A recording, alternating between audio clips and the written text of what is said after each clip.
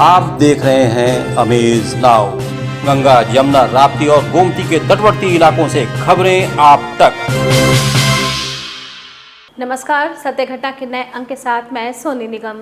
शुरुआत करते हैं आज की मुख्य घटनाओं से। सरकारी घोषणा के बावजूद मुआवजा न मिलने से नाराज चिकित्सक और फार्मासिस्ट ने जिला अस्पताल पर किया प्रदर्शन।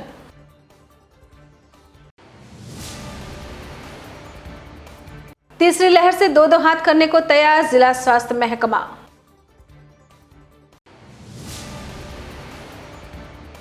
गोरखपुर क्षेत्र पंचायत प्रमुख पदों पर समाजवादियों का सूपड़ा साफ, 2 निर्दलियों के अलावा शेष पर भाजपा का कब्जा।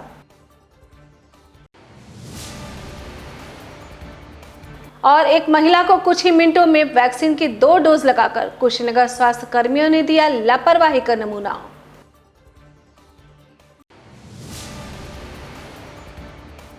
राजधानी लखनऊ के एक घर से 2 आतंकी गिरफ्तार, भारी संख्या में दस्तावेज बरामद। अब सत्य घटना विस्तार। कार्य के दौरान वैश्विक महामारी कोरोना से मरने वाले कर्मचारियों के परिजनों को 50 लाख रुपए सरकार द्वारा दिए जाने के वादे को पूरा न किए जाने की वजह से आक्रोशित डॉक्टरों और फार्मासिस्टों ने गोरखपुर जिला महिला चिकित्सालय पर जमकर प्रदर्शन किया। प्रदर्शन कर रहे डॉक्टरों का कहना है कि कोविड काल में सरकारी कार्य करते हुए कोरोना संक्रमण से मरने वाले कर्मचारियों के परिजनों को 50 लाख रुपए सरकार की तरफ से देने की घोषणा की गई थी, लेकिन अभी भी पीड़ित परिजनों को एक भी रुपया सरकार की तरफ से नहीं दिया गया है। और इसी प्रकार डॉक्टरों की मृत्यु पर भी सरकार ने अनुदान के नाम पर कुछ नहीं दिया। इस कोविड काल में जब हर कर्मचारी अधिकारी महामारी से लड़ रहा है, इस वक्त पे आप ट्रांसफ़र करेंगे तो जो भी हम लोगों ने माइक्रो प्लान बनाया है काम करने का, वो सारा प्रभावित होगा। ये तात्कालिक मुद्दा है, लेकिन इसके अलावा और बहुत से मुद्दे हैं। हमारा 3 DA फ्रिज है, आज तक गवर्नमेंट ने दिया नहीं। मरने पे गवर्नमेंट ने कहा था 50 लाख रुपया देगी और दिया नहीं। एक यहीं पे इसी ज़िले में हमारे कमिश्नर साहब के PA थे, उनको 1 हफ्ते के अंदर 50 लाख रुपया मर गया। और इसी ज़िले में हमारे जितेंद्र पाल CMO बलिया थे, आज 7वां महीना चल रहा है, उनको 1 पैसा नहीं। तो ये सरकार की पॉलिसी क्या है? कोई पारदर्शिता है इसमें? कोई भी मर रहा है, चाहे वो प्रशासन का हो, चाहे कर्मचारी हो, डॉक्टर हो, कोई भी हो, उसको मरने के बाद उसके परिवार को जो भी आपने वादा किया आपको देना चाहिए। वैश्विक महामारी कोरोना के तीसरी लहर को देखते हुए गोरखपुर जनपद का स्वास्थ्य महकमा पूरी तरह मुस्तैद दिख रहा है, लेकिन फिर भी लोगों की छोटी से छोटी लापरवाही उनके लिए जानलेवा साबित हो सकती है। यही वजह है कि बच्चों के लिए पीकू वार्ड बनाने की तैयारियों के बीच अधिक से अधिक लोगों का वैक्सीनेशन करवाने के लिए स्वास्थ्य महकमे ने अपनी कमर कस ली है, जिससे कोरोना की तीसरी लहर के असर को कम किया जा सके। अब तक जनपद में 10 लाख से अधिक लोगों को टीका लगाया जा चुका है। मुख्य चिकित्सा अधिकारी सुधाकर पांडे ने बताया कि 3rd वेव को देखते हुए PHC चौरी चौरा, कैंपियरगंज, हरनही और बढ़लगंज में 50-50 बेड की व्यवस्था की गई है, जिसमें 10 बेड ICU के हैं। बच्चों के लिए भी 10 बेड की व्यवस्था पहले से ही की गई है। इस समय जो है हमारे पास पेशेंट पॉजिटिविटी बहुत कम है, कभी 4 आ रहे, कभी 5 आ रहे हैं। तो लोग ये थोड़ा लापरवाह हो रहे हैं, तो इस वजह से हो सकता है बढ़ जाए। उसको ध्यान में रखते हुए हम लोगों ने व्यवस्था कर रखी है। हमारे 4 CHCs पर 50 बेड जो है हम लोगों ने कोरोना के लिए सुरक्षित कर रखा है। जिले में बात करें तो हमारा चौरी चौरा, CHC चौरी चौरा, कैंपियरगंज, हरनई और बढ़लगंज CHC पर 50-50 बेड की व्यवस्था हो गई है। उसमें हमारे 10 बेड ICU की हो गए हैं। बच्चों के लिए भी उसकी 10 बेड की व्यवस्था अलग से कर दी गई है। हमारे मैन पावर ट्रेंड हो गए हैं।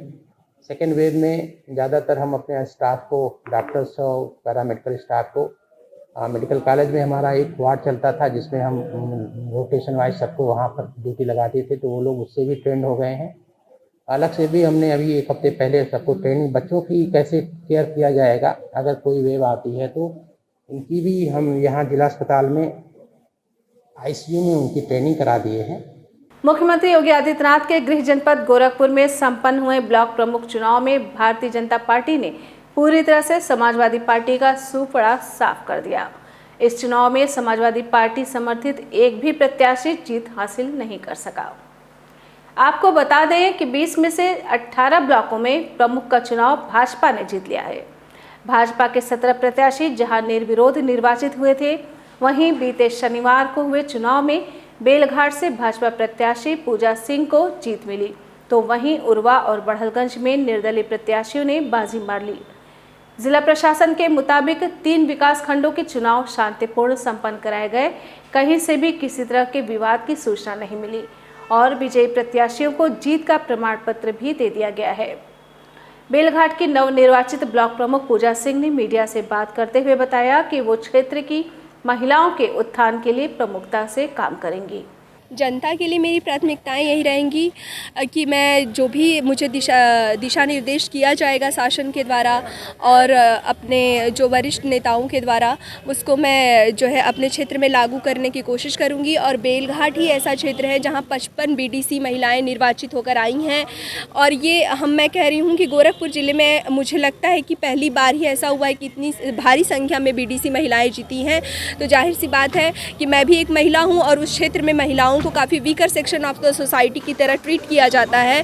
तो मैं महिलाओं के उत्थान और बच्चों के उत्थान के और उनके स्वास्थ्य के विकास के मुद्दे पर काम करना चाहूँगी, क्योंकि आज के समय में जैसी कोरोना काल में जैसी महामारी चल रही है, मुझे ऐसा लगता है कि मुझे लोगों के स्वास्थ्य पर पहले काम करने की ज़रूरत होगी वहाँ पर। गोरखपुर जनपद के 20 ब्लॉकों में भारतीय जनता पार्टी की शानदार जीत के बाद भाजपा के क्षेत्रीय अध्यक्ष डॉक्टर धर्मेंद्र सिंह ने महानगर के बेनीगंज स्थित पार्टी कार्यालय पर नवनिर्वाचित ब्लॉक प्रमुखों को अपनी शुभकामनाएं प्रदान की। उन्होंने इस जीत का पूरा श्रेय मुख्यमंत्री योगी आदित्यनाथ को देते हुए कहा कि ये सरकार की जन कल्याणकारी नीतियों के लिए जनता के साथ का ही नतीजा है कि भारतीय जनता पार्टी ने जिला पंचायत चुनाव में 75 में से 67 सीटों पर ऐतिहासिक विजय के पश्चात क्षेत्र पंचायत अध्यक्ष चुनाव में भाजपा ने पूरे प्रदेश में अपना परचम फहराया है। उत्तर प्रदेश में 15 जनपद ऐसे हैं जहां विपक्षी दल समाजवादी पार्टी का खाता भी नहीं खुल पाया है, उसमें से एक गोरखपुर जिला भी शामिल है।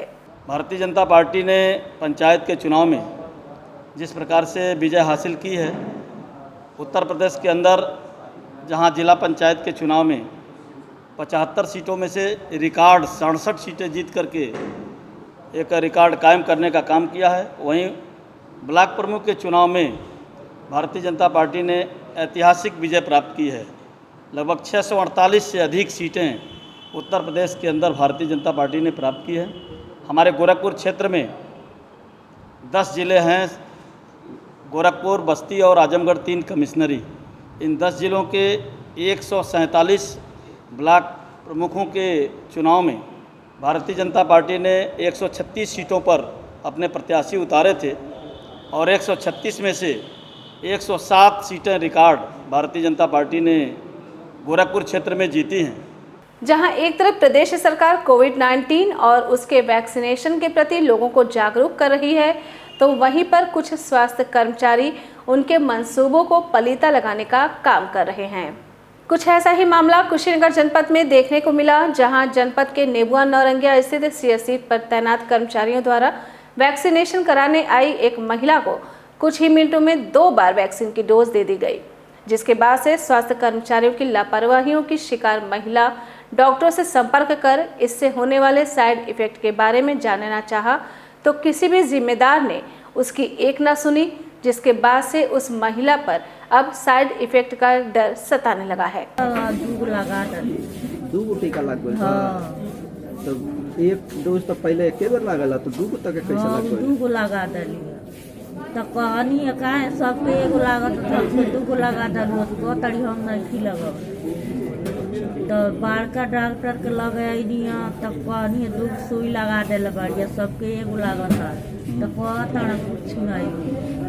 गोरखपुर जनपद के रामगढ़ ताल थाना क्षेत्र स्थित कजाकपुरा के रहने वाले रामकृपाल के 12 वर्षीय पुत्र मोनू यादव के गायब होने की सूचना पर हरकत में आई जनपद के खोराबाड़ थाना अंतर्गत बेलवार चौकी की पुलिस ने उसे महज 4 घंटे में बरामद कर परिजनों को सौंप दिया। बच्चे के मिलने की सूचना मिलते ही परिजन बेलवार चौकी पर पहुंचे। पिता अपने बेटे को पाकर बहुत खुश हुआ। पूरे परिवार ने बेलवार चौकी प्रभारी शैलेंद्र मिश्रा को और पूरे पुलिस विभाग को धन्यवाद भी ज्ञापित किया। राजधानी लखनऊ में यूपी एटीएस ने एक बड़े ऑपरेशन को अंजाम दिया है। इसमें 2 संदिग्ध आतंकवादियों को पकड़ा गया है। इनका आतंकी संगठन अल-कायदा से लिंक होने का शक है। दोनों को लखनऊ के काकोरी इलाके से पकड़ा गया है। इनके पास से प्रेशर कुकर बम और अन्य हथियार और दस्तावेज मिले हैं। शक है कि ये लोग किसी बड़ी घटना को अंजाम देने की प्लानिंग कर रहे थे। अभी घर में कुछ और लोगों के छिपे होने की आशंका है, जिसके बाद सर्च ऑपरेशन जारी है। खबर मिली थी कि काकोरी इलाके के एक घर में अल-कायदा के आतंकी छिपे हैं। इसके बाद वहां छापेमारी की गई। मिली सूचना के बाद यूपी एटीएस ने कमांडोज और भारी फोर्स के साथ काकोरी इलाके में छापेमारी की थी। फिलहाल पकड़े गए दोनों संदिग्धों से पूछताछ जारी है। जिस बिल्डिंग में छापा मारा गया था वहां से एटीएस को काफ़ी दस्तावेज भी बरामद हुए हैं। पकड़े गए एक संदिग्ध का नाम शाहिद है। वो महिलाबाद का रहने वाला बताया गया। जिस मकान पर छापा पड़ा वो शाहिद का ही है। यहाँ पर परिवार के साथ रहता है और मोटर गैरेज का काम करता है।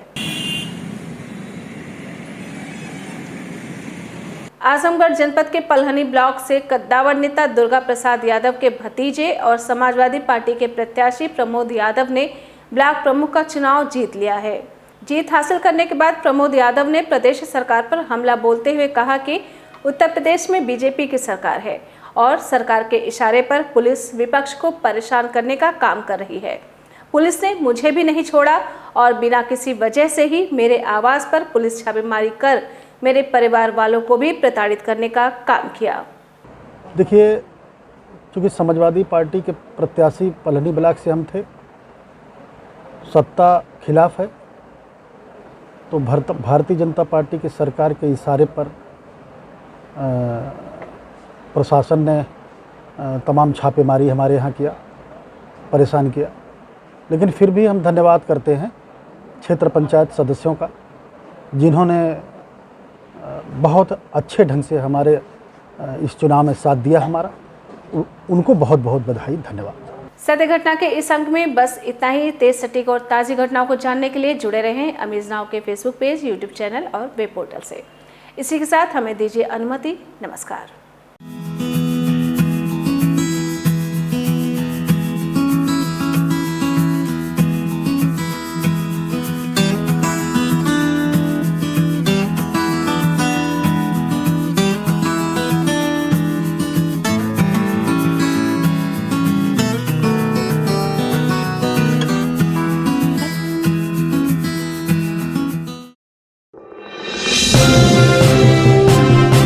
आप देख रहे हैं अमेज नाउ। गंगा, यमुना, राप्ती और गोमती के तटवर्ती इलाकों से खबरें आप तक।